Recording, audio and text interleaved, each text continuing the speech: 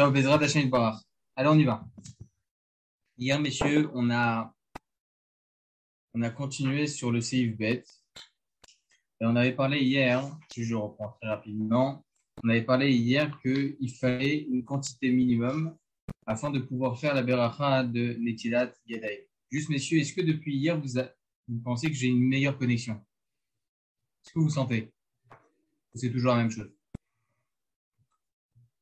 Toujours la même chose, très bien. Non, moi, c'est mieux. Enfin, par rapport à dimanche, je sens une différence. Ah, bah, au Hachem.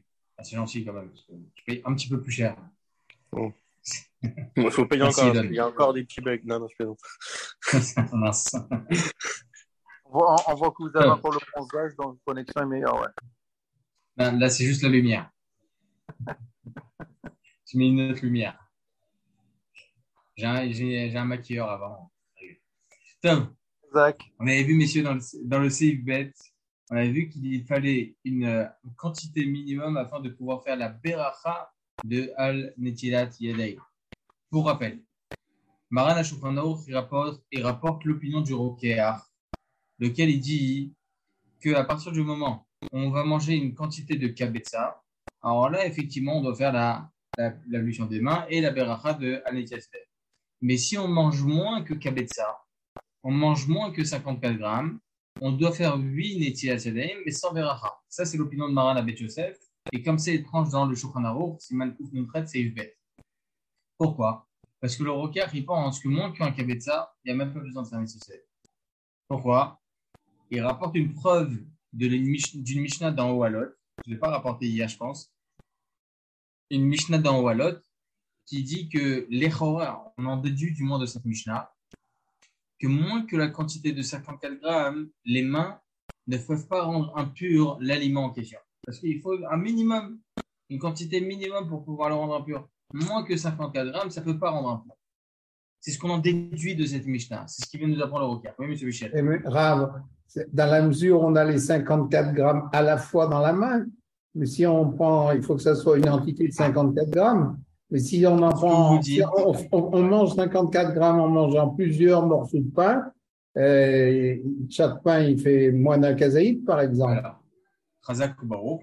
Ça, on va voir dans Tiboulot Bemashke. Ça, on va voir qu'il faut une quantité minimum pour être dans l'obligation de faire Netilat Yadayim sans beracha lorsqu'on va tremper un aliment dans un liquide, etc. Et ça, on disloque même le grammage. C'est-à-dire que si maintenant j'ai moins qu'un kazaït dans les mains, et après je vais reprendre encore moins qu'un kazaït, encore moins qu'un kazaït, on n'est pas obligé de faire Netilat Yadayim parce que ce que j'avais dans les mains, en fin de compte, c'était moins que la quantité requise. Mais pour la beracha de Al Netilat Yadayim, c'est différent. Parce qu'en fait, tout dépend. La bracha de Netilat Yadayim, tout dépendra en réalité de est-ce que j'en suis arrivé à satiété. La quantité de kabetza, c'est satiété. Donc on voit en fait la métiout, ce qui va se passer, la réalité, ok, ce qui va en ressortir de ce que je vais manger. Et là, en fonction, on va faire la bracha de Netilat Yadayim. Alors vous me dites par rapport à la touma, en fin de compte, regardez pas la technicité, c'est ce que je vous explique. La technicité, vous avez raison. En fin de compte, je prends 26 grammes, 27 grammes entre les moins que kabetza. Et ensuite, je vais reprendre encore un autre morceau de moins de 27 grammes, en moins que kabetza du moins. Donc, en fin de compte, en quoi je vais impurifier? Vous avez raison dans la logique, mais on oublie cette logique par rapport à l'institution de Chachamim. Chachamim, ils ont dit, à partir du moment où je mange du pain, je devrais faire Netilat Yadayim avec bracha. Ça fait une bracha laquelle on ne fait pas de bracha. Mais à partir du moment où on mange la quantité requise, là, selon tout le monde, on doit faire la bracha de Netilat Yadayim, même si selon la logique, vous auriez raison de dire que, attends, je mange moins que 54 grammes, et encore une fois moins que 54 grammes, et encore moins 54 grammes. Donc, je ne touche pas à cette quantité, je ne rends pas impur cette quantité. Le méchané. Non, mais ils ont instauré, oui. Mais il y a une notion qui entre en jeu. C'est après la trace. On sait qu'on a un certain temps pour manger. Si on mange en dessous de ce temps-là, en 2 fois 27 grammes, en moins de 4 minutes, on va prendre, je crois que c'est la moyenne de 4 minutes, on est chayav de faire birkat, une chilat et compagnie. Si éventuellement ça dépasse le shiur du temps.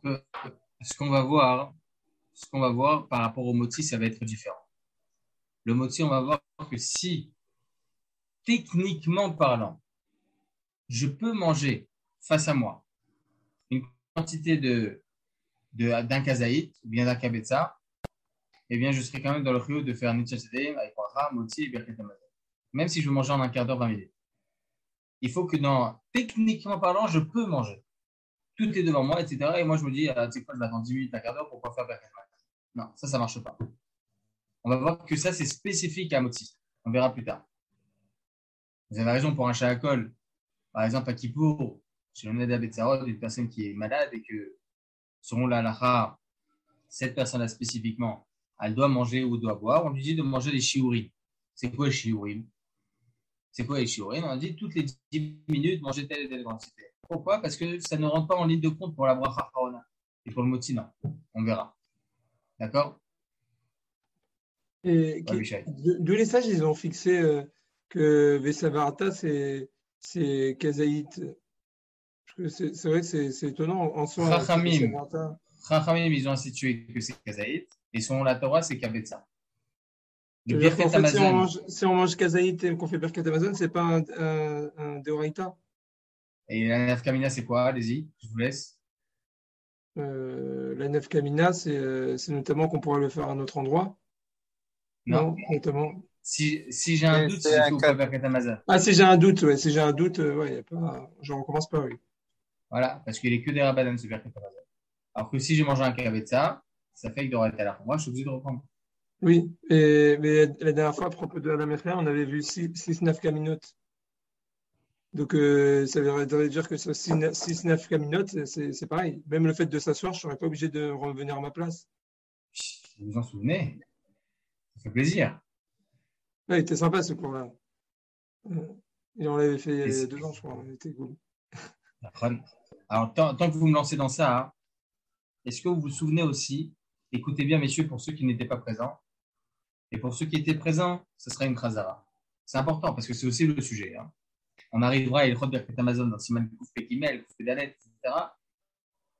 Mais cette Nekuda, elle est importante ici aussi chez nous. J'ai mangé moins qu'un kabetza. Birkat Hamazon, il est des Rabbanan. J'ai mangé plus qu'un kabetza. Mon Birkat Hamazon, il est des Oraita. La nafkamina, c'est par rapport à la bracha aussi de Nitchat Sedeim, comme on vient de voir chez nous. La bracha de Nitchat Sedeim, je la fais uniquement si j'ai l'intention de manger plus qu'un kabetza.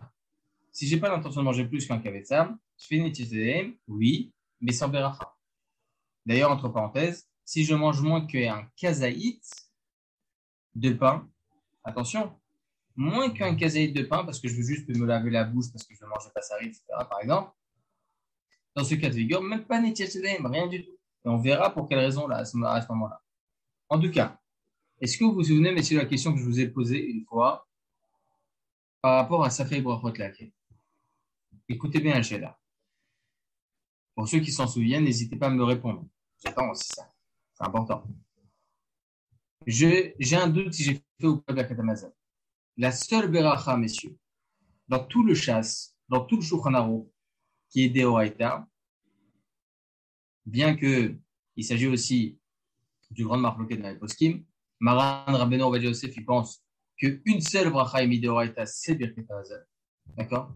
Une seule bracha, toutes les brachas Rishona, toutes les brachas Rona sont Miderabanan, si ce n'est Birkat Hamazon. D'accord? Donc, si j'ai un doute si j'ai fait ou pas Birkat Hamazon, on nous dit quoi? Ça fait que Deoraita, la Khumra. En cas de doute sur une mitzvah de la Torah, je suis obligé de reprendre. Si je ne sais pas si j'ai fait le chauffard, eh bien, je suis obligé de refaire avec bracha. Si je ne sais pas si j'ai fait le loulav, eh bien, je refais avec bracha, etc., etc. D'accord? Ça fait que Deoraita la Khumra. Et je vous avais posé une question.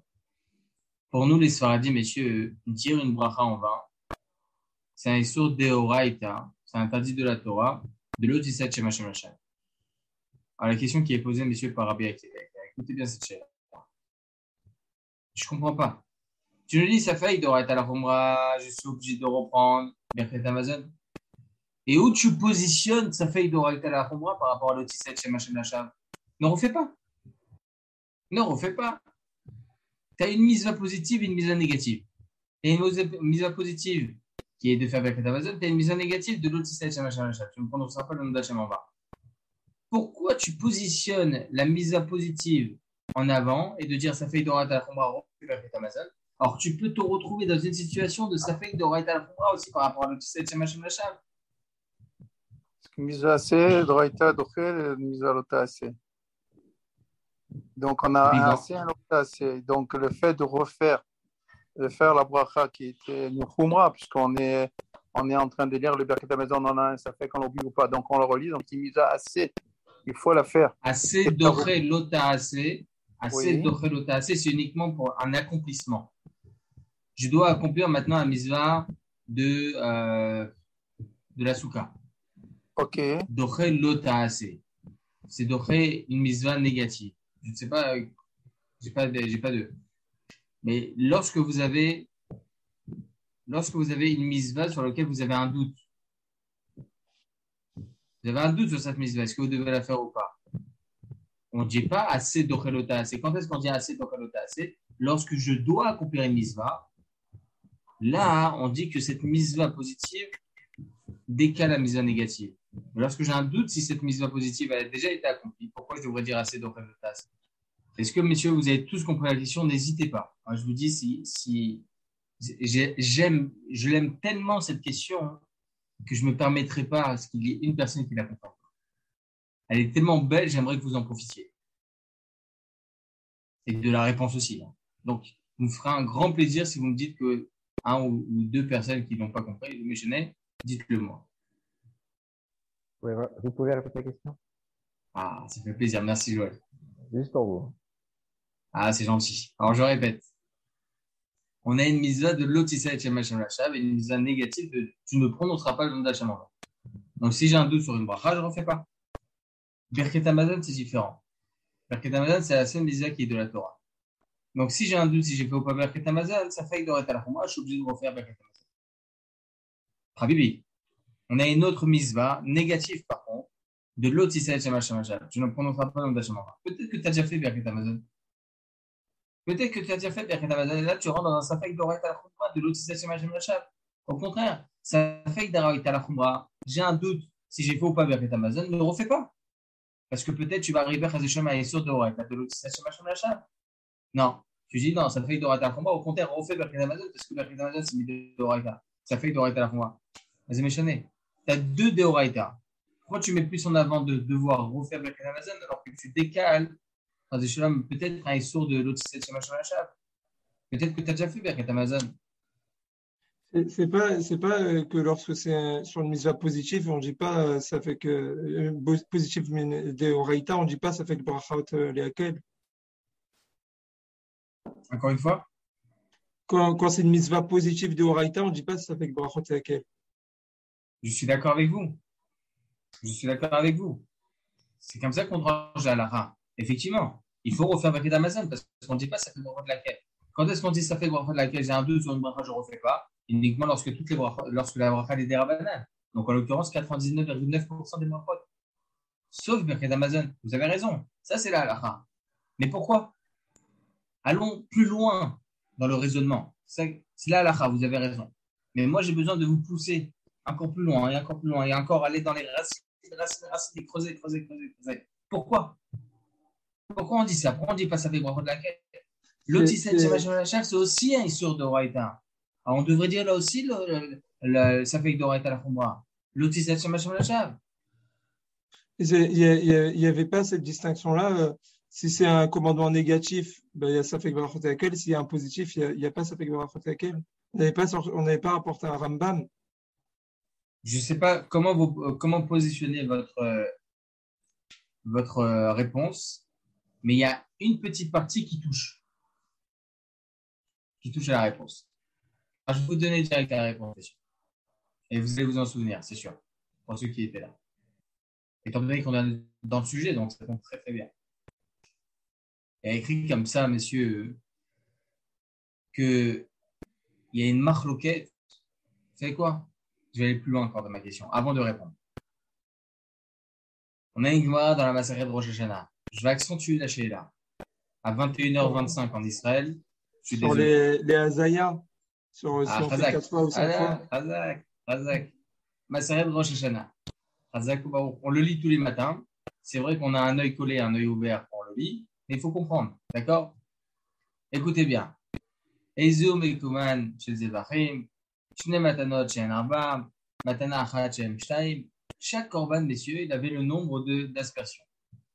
Il y avait certains korban où je devais asperger 2 manas chez Arba, ok? Donc il y avait 4 coins. Ok, 4 coins dans le misbéar. Il y avait un sillon tout autour du misbéar. Et c'est là-bas que je devais asperger. 2 aspersions, 4 aspersions, ça dépendait. Chaque korban, c'était différent. Korban Bechor, korban Khatat, korban Ola. Chaque korban, il avait un nombre d'aspersions signifiant. Ou bien 2, ou bien 4. D'accord? Et le Kohen, il était débordé. Là, il a un rapport. Ok, donc qu'est-ce qu'il faisait? Il prenait chaque korban et il prenait un petit bocal. Il mettait à l'intérieur le nombre de sang qu'il fallait. Et il écrivait dessus avec une petite madbeka. Il écrivait dessus Shtaim Shem Marba, par exemple. Et un autre, Matana Achat Shem Shtaim, par exemple. D'accord? Et là, il y a un gosse qui passe. Ça aussi, je vous avais dit comme ça. Un gosse, il passe. Il veut faire la collection des madbekot. Il les prend tous. Toutes les madbekot. Je tape par Shemolad. À l'époque, c'était pas avec Mbappé et Pogba, etc. C'était Matanot Shem Marba, etc. Donc, il a fait meute. Et il prend ses madbekot, il ne sait pas quoi faire le Kohen. Ce bocal, il y avait 2 azayas ou 4 azayas? Est-ce qu'il y avait 2 aspersions, 4 aspersions? Combien? Il ne sait pas. La Gemara dans Maseret Rosh Hashanah, elle pose la Sheila. Qu'est-ce qu'il doit faire? On a 2 Isurim. Baltosif et Baltigra. Ne rajoute pas sur ce que je t'ai demandé de faire et n'amoindris pas ce que je te demande de faire. Le problème, il est que j'ai un safek. Est-ce que je dois faire 2 ou 4? Si j'en fais 4 alors que je devais en faire 2, ça s'appelle Baltosif. Alors que si j'en fais 2 alors que je devais en faire 4, ça s'appelle Baltigra. Qu'est-ce que je dois faire? Je vais altérer Adjif. La fameuse Chazakubao. Alors, on dit quoi? Il est préférable de transgresser un issour Cheval Tassé en ne faisant pas d'action. C'est-à-dire que je vais en faire 2. Ah, mais je devais en faire 4, c'est pas grave. Il vaut mieux pas que tu fasses une action dans ton issour. Cheval Tassé. Certes, tu vas faire peut-être un issour de Horaïta, ok, de Baltigra, mais au moins, tu n'as rien fait de tes propres mains. D'accord? Tu n'as rien fait, c'est ça le problème. Plutôt que Kum VAC, plutôt que de faire 4 alors que tu devrais en faire 2, par exemple. Il vaut mieux parce que sinon, c'est tes mains qui ont fait une action. Donc, Baltosif, ok, c'est plus grave, entre guillemets, que Baltigra. C'est bon, on est bon? Comme ça, dit la Gemara. Là aussi, messieurs, n'hésitez pas à m'arrêter, hein, si vous n'avez pas bien Là, saisi. ça empire la situation pour nous alors. Ah, Razak, vous êtes parti plus loin. Là-bas, c'était pour un Razak, interdit. C'était pour un interdit là-bas. C'est Alors, Baltosif attendez. Baltigra. C'est un interdit encore pire. de Horaïta, alors que là ici, c'est un commandement positif de Horaïta. Mais C'est la encore différence. pire. Mais encore pire. Pourquoi encore pire? Pourquoi je devrais faire Birkat Amazon en Safek d'Oraïta à la Khomra? Ne fais rien. Ne fais rien. Cheval Saadif, au lieu de peut-être transgresser un Issur d'Oraïta de l'Otisati Machamachat. Alors, Ne fais rien, c'est mieux. il n'y avait pas une marloquette. Est-ce que l'Utisaïd Shemachem Alachab, c'était des Horaïta ou des Rabanan? Si, mais la halakha, c'est d'Oraïta. Pour nous, les Sfaradim, dire Bracha en vain, c'est un Issur d'Oraïta. Donc la question, en fait, elle se pose pour nous, les Sfaradim, je parle. Hein. Donc c'est encore pire. Ne fais rien, c'est mieux. Pourquoi tu veux refaire Ah, mais attends, peut-être que j'ai pas fait la année alors. Ne fais rien, Habibi, c'est mieux. Parce qu'il y a Au lieu de rentrer dans un là-bas. Safek. Il n'y a pas Sfek Sfeka. Il y a 3 réponses. Il y a un Safek que peut-être c'est un des Rabanan. Il y a un Safek peut-être que je l'ai fait, le Birkat. Alors, c'est que c'est qu'un. Au contraire, je ne fais pas. Pour permettre de. Non, que peut-être je ne l'ai pas fait. Alors, au contraire, ne refais pas. Je vois où vous voulez en venir, Abishai, vous n'en faites pas. Mais écoutez bien. Il y a 3 réponses, je vais vous en donner une. Il y a une marloquette qu'il faut tenir. Hein. C'est un prolongement de marloquette. D'accord? C'est une vraie chaclavétaria. Et vraiment, il faut tenir. C'est dur, mais il faut tenir. J'essaie de vous faciliter ça. il y a une marloquette dans les poskim. Est-ce que le principe de Safek de Horaïta, la Khumra, lorsqu'on a un doute sur une mitzvah, sur l'accomplissement d'un de Horaïta, est-ce que ce principe-là de Safek de Horaïta, la Khumra, je suis obligé de refaire, est-ce que c'est un principe midera banal ou midoraïta? Est-ce que c'est la Torah qui me redemande dans le doute de refaire la mitzvah, ou bien c'est les Chachamim qui m'ont dit refais parce que c'est de Horaïta, dans le doute? Alors écoutez bien. Lorsqu'il s'agit d'une mitzvah tassée, vous l'avez un peu touché tout à l'heure. Lorsqu'il s'agit d'une mitzvah positive, la Torah nous dit, tu as un doute si tu as fait ou pas cette mitzvah? Qu'est-ce que tu perds? Refais. Comme ça, elle dit la Torah. Tu as un doute si tu as fait le chauffard, tu as un doute si tu as fait le lulav, tu as un doute si tu as fait la souka, tu as un doute si tu as fait Birkat Hamazon. Refais. Ça, c'est la Torah. Ça fait d'Oraïta la Khumra, midéoraïta. C'est la Torah qui nous oblige de refaire. Alors que lorsqu'il s'agit d'une mitzvah lotassée, lorsqu'il s'agit d'une mitzvah négative, la Torah, écoutez bien, n'interdit pas lorsqu'il y a un safek. Ah, mais Kvod Arav, j'ai un doute si c'est du porc ou bien si c'est du bœuf, caché à la maladrie de Marfoud. La Torah te dit, ah, bon barbecue. C'est ce qu'a dit la Torah. Shalom, Chachamim, ils sont venus et disent, ça fait d'oraïta la Khumra. Lorsqu'il s'agit d'une mitzvah lotassée, la Torah n'interdit pas dans le safek. N'interdit rien dans le safek. Ah, j'ai un doute, s'il y a du lait qui est tombé, peut-être qu'il y a 60 fois plus de la quantité. Allez hop, Bechavod, selon la Torah. Selon Chachamim, ça fait d'oraïta la Khumra. Ça fait d'oraïta la Khumra. C'est Chachamim. Lorsqu'il s'agit d'une mitzvah lotassée, lorsqu'il s'agit d'une mitzvah négative, c'est Chachamim qui nous ont instauré ce principe-là de Safek d'Oraïta la Khumra. Lorsqu'il s'agit d'une mitzvah positive, c'est la Torah qui nous a instauré ce Safek d'Oraïta la Khumra. Et donc là, on comprend beaucoup mieux. Regardez le puzzle. Le Birkat Hamazon, messieurs, c'est une mitzvah positive. Donc là, la Torah nous dit Safek d'Oraïta la Khumra, midéoraïta. C'est la Torah qui peut tout refaire. Ah, mais l'autre, il la Shav. Je suis d'accord.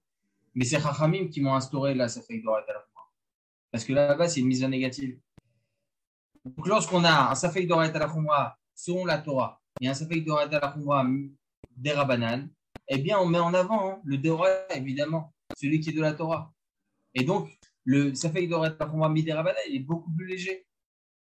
Certes, important, mais beaucoup plus léger face au Birkat Hamazon. C'est pour ça qu'on met en avant de refaire le Birkat Hamazon plutôt que de ne pas refaire en chef Baltaasé, comme on a dit par la Maseret Rosh Hashanah, parce que là, on a deux différents. Là, dans la Maseret Rosh Hashanah, c'est deux Isurim, Baltigra, Baltosif, deux Isurim Midoraïta, deux mitzvot négatives. Donc là, chef Baltaasé. Là, ici, il s'agit d'une mitzvah positive et d'une mitzvah négative. Mais en avant la mitzvah positive. Parce que ça fait d'Oraïta la Khumra, Midoraïta. C'est-à-dire, là, on refaire le Birkat, ça prend une dimension en vrai de faire le Birkat, pas refaire. Exactement, selon la Torah, Hazat. C'est comme si tu n'avais pas fait. La Torah te dit que tu n'as pas fait. D'accord? Elle fait mieux. Top, c'est une parenthèse, messieurs. C'est vrai que c'est une vraie chaklavetaria, une chéta très, très importante dans le poskim. Rabbi Akiva Eger, il en parle. Personnellement, c'est une écoute que j'avais entendue du Rav Yitzhak Yosef. Ça fait 5 ans que je suis le Rav Yitzhak Yosef. Pourtant, c'est un des plus beaux chiours que j'avais entendu du Rav. Parce que bon, c'est pas que ça, évidemment. Ça, je vous ai fait un petit résumé. Il y a plusieurs réponses, 2-3 réponses. Mais ce genre de chaklavetaria, messieurs, c'est un puzzle qui donne une ana, qui donne un vrai profit. On sort de cet enseignement, on grandit. Personnellement, moi, à chaque fois que je dis ça, on sent quand même un puzzle qui est bien nickel, propre. On apprend beaucoup de notions. Ça fait d'Oraïta la Khumra mid'Rabbanan, mid'Oraïta, chez Baltaasé, Kouvéasé, etc. C'est très important. On ne connaît pas toutes ces notions. Tov. On continue. Pour revenir, messieurs, Métier Tadaïm, moins qu'un Kabetza, on ne fait pas de bracha. D'accord? Alors, je vais juste prendre, messieurs, avec votre permission. Attendez. Ouais. Je vais vous le dire à l'oral et après, on va le lire ensemble. D'accord? Si la personne Elle avait l'intention de manger un kabetza. Je fais Nitchat Adaim, j'ai envie de faire un bon petit sandwich. Il fait Nitchat Adaim avec bracha, à moitié les reminares, comme il se doit. Il mange une bouchée, après il doit partir. Il n'a pas mangé kabetza. Est-ce qu'il est dans l'obligation de revenir de là où il est, etc. L'homme est makpid de manger un kabetza pour ne pas en arriver à bracha levatala, ce qu'il a fait au préalable, la bracha de Nitchat Adaim. Normalement, Chacham Enef Berosho, mais je pense que alors, ce serait mieux qu'il le fasse, mais Minadji n'est pas obligé de le faire parce qu'il y a quand même une opinion qui dit qu'il fallait qu'il le fasse quand même, entre les deux. Mais pourquoi selon vous, ce ne serait pas considéré comme bracha levatala? On peut s'appuyer sur une opinion, parce que peut-être que l'opinion, ça serait comme l'autre, déjà. Et alors après, je sais pas. Non, mais vous y êtes. Ouais. Écoutez bien. Vous avez dit, c'est que Comment? il avait devant lui, en fait, il avait le potentiel de manger, donc il peut le manger. Enfin, Mais il ne peut pas, là, il doit partir. C'est comme il avait le potentiel de pouvoir le manger, donc il doit faire la bracha. Oui, je suis d'accord avec vous. Mais le problème, c'est qu'il a mangé moins que kabetza. Et moi, mon problème, c'est que la personne a fait la bracha de Nitchat Adaim, alors qu'il ne devait pas faire Nitchat Adaim. Il ne devait pas faire la bracha de Nitchat Adaim. Certes, il avait l'intention de manger un kabetza, mais en fin de compte, il n'a pas mangé un kabetza. Et donc, la bracha de Nitchat Adaim était en plus. Et en plus, le fait de revenir, c'est un dérabanan. C'est Chachamim qui ont dit qu'il faut revenir, donc ça fait que dérabanan et les hakel. Par rapport à la marloquette, ça fait que dérabanan. Bon, il n'est pas arrivé à la marloquette. Hein? Il y a marloquette en dessous de kabetza. En dessous de kabetza, il y a marloquette. Donc, c'est un safek dérabanan. Et donc, l'obligation de revenir est un dérabanan. Et le fait qu'il y ait une marloquette, c'est un safek. Donc, ça fait que dérabanan. Dans tous les cas, vous vous souvenez, Avishai, et ça, Bezrat Hashem développera énormément le sujet de Safek Brachot, ce cas dans le Brachot, etc., dans le Siman Kouf Pedalet, ou Kouf Pedalet, d'accord? Mais vous vous souvenez que même s'il y a 10 fécotes dans des Brachot, mais peut-être comme lui, l'Alacha, et peut-être comme lui, peut-être comme ci, peut-être comme ça, 10 fécotes, on ne dira jamais qu'on s'autorise. Parce que le principe je pensais que c'était par rapport à ça. Qu'on posait la question de ce qui doit revenir. Non, alors la question, c'est ce qu'il doit continuer de manger. D'accord, je n'avais pas compris. Exactement. D'accord. Est-ce qu'il doit se forcer à manger plus? Exactement. Le Ritva, il nous apprend, messieurs, en Batar Marshava Techla Azlinan. On va selon sa première Marshava. On va selon sa première intention. Il avait l'intention de manger kabetza, et enfin, Nimlar. C'est-à-dire quoi, Nimlar? C'est-à-dire qu'il y avait quelque chose à faire, il a dû partir. Il dit le Ritva, étant donné qu'il avait l'intention de manger, c'est pas considéré comme un Rachav. Comme ça, il dit le Ritva. Alors, regardez, messieurs, numéro 8, même Vav 1, pour ceux qui ont les feuilles ou bien le Mishnah. Regardez, on va voir le Me'orot HaMizrach en bas. Et vous allez voir ce que je vous ai dit maintenant, je vais vous lire dans les mots. Alinéa 8. Pachot mi kabetza et toliada velo yivarech. Moins qu'un kabetza, il fera Nitchat Adaim, mais sans beracha.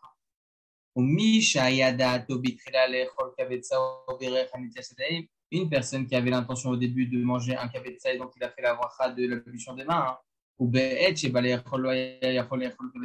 et au moment où il a dû manger, il s'est avéré qu'il n'a pas pu manger la quantité requise de kabetza, mais il a mangé uniquement un petit kazaït. Ok?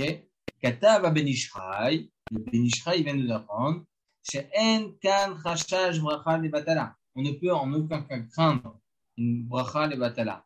Ach im kol ze yitrak asmo echad le'efshar lo le'echol kabetza b'shvil abayracha. Il dit quand bien même si c'est pas considéré comme bracha levatala, il devra essayer de tout faire pour en arriver justement à manger cette quantité. D'accord? Pour ne pas que la bracha soit considérée comme levatala. La Kaf HaChaim, et le Kaf HaChaim, lui, donc le Rav Sofer, il rapporte comme ça le Marzik Beracha. Le Marzik Beracha, c'est le Chida. D'accord? Il a écrit plusieurs livres, le Chida, le Berki Yosef, okay, le Marzik Beracha, et bien d'autres. Il dit le Marzik Beracha au nom du Ritva, Même si en fin de compte, après la bracha Netilat Yadayim, il a dû s'enfuir, il a dû partir quelque part. Il dit le ritva, c'est pas considéré comme bracha levatala. Ou beta'am adavar katav azdechemet, le zdechémet vient nous expliquer. Bishum shebesha'at abracha aya beda'ato le'echol kashiu. Car au moment où il a prononcé la bracha de Al Netilat Yadayim, il avait l'intention de manger cette quantité requise de kapetza. Mais comme katav azdechemet, she'enze muskam medina, le zdechémet vient nous apprendre que c'est pas évident selon la halakha parce que il y en a plusieurs qui contredisent cela. Mais après, les 4 là, il y a 3 questions de la kavetza. C'est ça que les 4 là, il est préférable de se forcer un petit peu de manger kavetza. Et dès chez l'eau, il canesse le rachage bracha le batana pour ne pas qu'il rentre dans l'instant fait bracha le batana. Comme ça, il tranche Maran de Rabbeinu Ovadia Yosef dans son livre Alichot Olam, volume 1, page 316, ainsi que dans les annotations. Ça marche à partir du moment où on est passé kazaït alors. Oui. Parce que si on reste mais en dessous de kazaït, il dit le ritva que même s'il n'a rien mangé, en fin de compte, quand bien même c'est considéré comme, c'est pas considéré comme bracha levatala. Et parce qu'on part du début, on voit toujours par rapport au début. Exactement. Quand il avait une camarade de manger et de faire Netilat Motzi, après il y a eu Chatatrak, c'est un autre problème. Et la question par rapport à Ovadia Yosef, c'est après Kazaït et avant Kabetza qu'il faudrait se forcer. Si on est en dessous de Kazaït, ouais. Hein, c'est ça? D'accord. Oui. Si on est en dessous de Kazaït, les Chora, le Maran Rabbeinu Ovadia Yosef, une tranche comme le Chida. Il faut tout faire pour ne pas, évidemment. On va dire un médecin qui est à une soirée et qu'il y a une urgence, il se lève, il s'en va. Lui, il n'était pas occupé à partir, il était occupé à prendre son repas, par exemple. Non, mais je vais dire là, dans ce cas-là, non, mais pas sans pico en effet. On l'appelle parce que j'en sais rien, moi. C'est le seul médecin dans la salle. Il y a une dame qui se sent mal, qui est tombée dans les pommes ou j'en sais pour rien. Pas pico en effet, mais il ne va pas la laisser dans les pommes pour manger son sandwich. Donc, il va se lever. Et en plus, on dépasse la durée des 4 à 7 minutes. Donc, là aussi. Donc, en dessous, encore une fois, en dessous de Kazaït, on est bon. Le problème, ce sera entre Kazaït et Kabetza. On va dire que même moins que Kazaït, on peut se donner son opinion du ritva. Même un morceau, la personne a à manger. D'accord. Mais les 4 là, comme vous avez dit tous, évidemment, à Chacham, Menad, Berocho, il faut faire attention. Mais dans des situations comme ça, comme vous avez dit, effectivement, même moins que cette quantité. Ok. D'accord.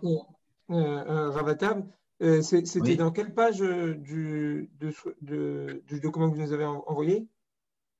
Même Vav 1. Ah, ok, d'accord. Okay. Dans Mishnah Brura, numéro 8. Non, dans le Meorot HaMizrach en bas. Meorot HaMizrach. Vous avez une autre page. C'est une autre page. Même Vav Amoud. Vous avez un. Ouais, exactement, avec un 1 au-dessus. Ah oui, je l'ai. Oui. Ah, d'accord, ok. Numéro 8 en bas. D'accord. Merci. D'accord. Donc, messieurs, je vais juste vous lire rapidement. Le Shulchan Aruch c'est Yves Gimel, ok. Et Bezrat Hashem, on développera plus demain. Maran Shulchan Aruch, il dit la chose suivante. Im ochel pachot mi kazaït. Si la personne va manger moins qu'un kazaït, yesh mi sheomer she'en tzarich netilah. Mais certains qui pensent qu'il n'y a pas besoin de faire bichlal d'ablution des mains. D'accord? Qu'est-ce qui pense comme ça encore? Regardez, on va lire juste très rapidement le Kitzur Bet Yosef. Donc, Gimel. Kitzur Bet Yosef, donc en haut, même Vav Amoud Bet avec un 1. Gimel. Imochel Shen Tzarich Netilah, car Katav Rokeach, et Katav Da'achi Amrenan Bagmara.